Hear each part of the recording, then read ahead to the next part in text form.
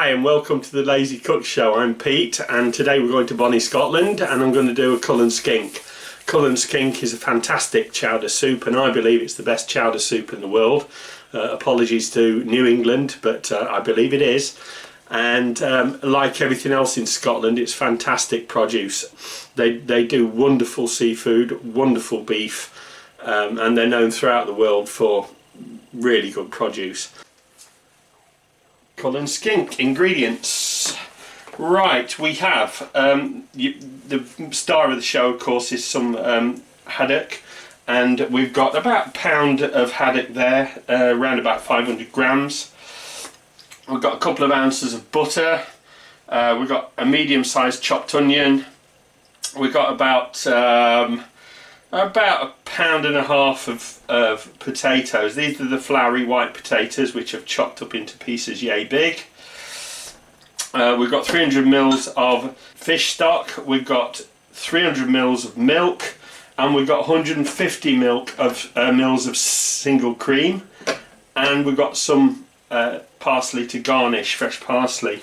I might also pull out some spring onions because they're a nice additional garnish for this dish as well, although not traditional.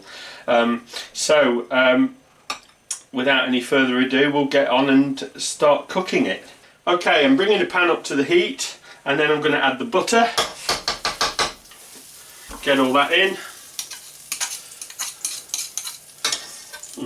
Not the best thing to use, is it? These Korean spoons, Chinese spoons, but there you go. Get the butter on, don't allow it to burn because we don't want any burnt flavours in this. It's a chowder, it's a soup, and it's a very substantial soup and a great winter warmer. It's not very often you associate winter warmer dishes with fish, but in this case it certainly is. So we get that going until it starts to soften.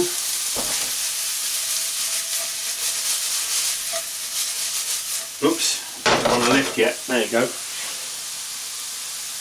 And I'll get back to you when that's softened a little bit. And Spoonzilla enters once again, steals all the limelight. We'll keep that moving, keep that gently moving. I just want to keep that going until the onion softens a bit in the butter, and just keep it moving until it does, because we don't want it to burn, we don't want it to catch in any way. Okay, that's starting to soften and go a bit translucent, so now it's time to start adding things like the stock.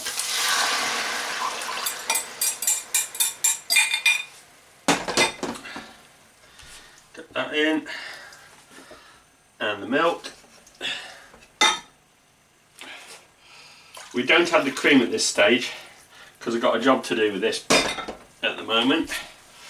So in goes the fish stock, in goes the milk, and we just bring that back up to heat, and I'll get back to you.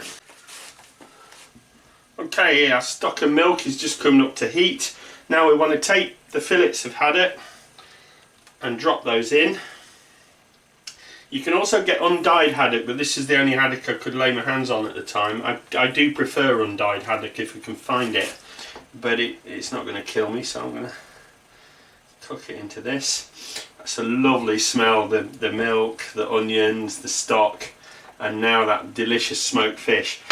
You don't want that to boil too harshly, so I'm going to turn that down to about 2/3 heat now that it's gone in. And then I'm just going to put a lid on that to allow it to poach for a couple of minutes. Alright, we don't need it to poach for too long, and then we can take it off the heat. So we lift that out, lift them out, and allow them to cool a little bit. So they only need about 4 or 5 minutes poaching, because it's going to be added back into the soup later on. But for now, we want to be able to take it out and separate those gorgeous flakes from the skin and from any bone that might be there. So I'll put that aside now just to cool off, and the next thing we can do is get that back on the heat and get our spuds in there. So we get in the spuds, and this is what forms the bulk of the soup. And now we can just let that cook away for a bit and allow our haddock to cool off. You can use any kind of smoked white fish. You can use smoked cod, you can use smoked haddock, or any other flaky white fish. What I'm going to do now is I'm just going to cover that for a bit longer and allow those taters to cook down a bit. Alright, that was boiling a bit aggressively, so I've turned it down to 1/3 now. It was on 6, then down to 4, and now it's on 2. So about 1/3 of your available heat. And then just let it roll, just a rolling boil, until the potato softens. Alright, the fish had cooled down a little bit, so I've managed to flake it off and separate it from the skin and any little bits of bone. Just run through it with your fingers, and you'll see how beautiful the fish is. It just flakes up like that. It's really good. I've also chopped up some parsley, and I've chopped up some spring onions. I decided to add some spring onions to this one, even though it's not completely authentic, but I just love them. Meanwhile, the potatoes cooking away in the pot, and it's starting to soften. So what you can do is take a tater masher, or just the side of your spoon, and help to thicken it. Now don't worry if while it's poaching away there you end up with a lot of what appears to be scum on the top of the soup, because as soon as you've got some starch mashed up here to stabilise it, that will all come right. So don't worry too much about that. And we mash up a few of these taters, quite a few, until they start to thicken in the soup. So there we go. And don't forget what's in there. You know, there's good flavours in there already. And now we just bring that back to a boil. Then we can add all the fish. Let me take that away. We can add the fish and just get that stirred in. We don't want to go crazy at this stage, alright? Fish, you know, there's too many people overcook fish, in my opinion. As soon as fish looks done, it's probably overdone. Because it's going to continue cooking when you take it out of the pot.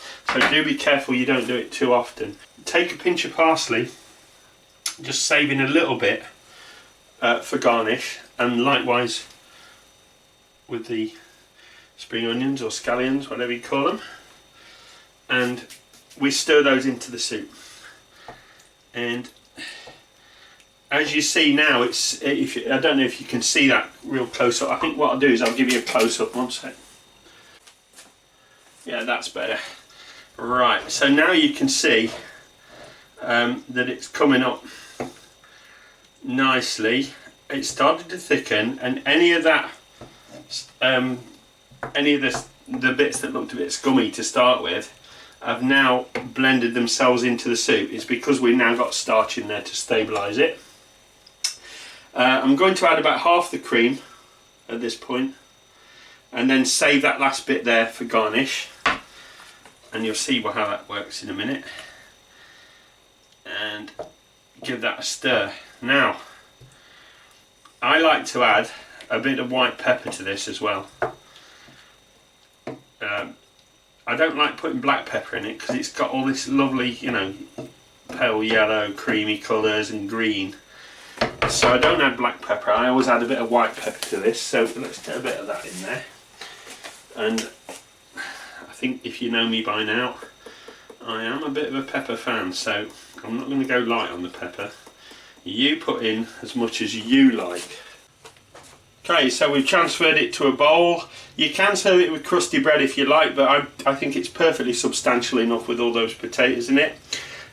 And then I just want to put a drizzle of cream over that. Maybe a little bit more. Beautiful luxury soup. And just a few bits of parsley and spring onion there. And now that's ready to serve. Cullen Skink. Okay, the recipe for this This time I've done a downloadable recipe in PDF format. If you click the link below to go to my blog, you'll go to the Cullen Skink link on that blog, and you'll be able to download a PDF file of the recipe for this wonderful, delicious chowder. Enjoy!